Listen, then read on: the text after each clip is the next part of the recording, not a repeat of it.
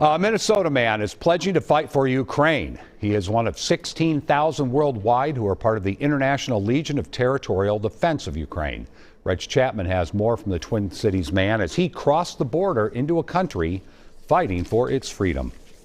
Eric Krieger says he could no longer stand by and do nothing while a democratic country is invaded. So with no military training at all and only a little medical, survival, and weapons training, he is answering the call from Ukrainians for help. Because it's the right thing to do is what it comes down to. I mean, they've asked for help. They're fighting themselves. Krieger enlisted by signing a contract making him a part of an official army, the International Legion of Territorial Defense in Ukraine. Just because I don't know them, I'll probably never meet most of them or speak the same language, doesn't mean that they shouldn't be allowed to live their lives.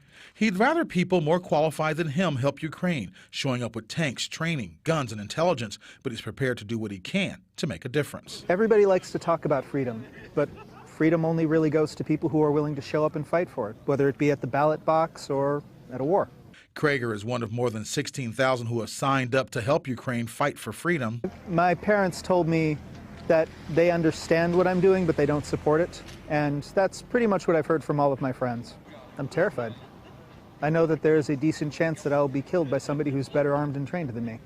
Acting U.S. ambassador to Ukraine does not encourage Americans to follow Krieger's lead. We encourage all Americans not to travel to Ukraine right now, and those Americans who are in Ukraine to leave Ukraine because it is not safe. But he continues on his mission because he says this invasion by Russia is putting democracy at stake, and someone has to stand up for what is right. Americans, we talk about freedom all the time. We are so proud of it, but we're not willing to help anybody else? This isn't a conflict between two people disputing over land. This is an invasion. Reg Chapman, WCCO 4 News. Krieger says most volunteers from Sweden, Germany, France, and Iran all speak English as a second language. They are all working together to help Ukraine.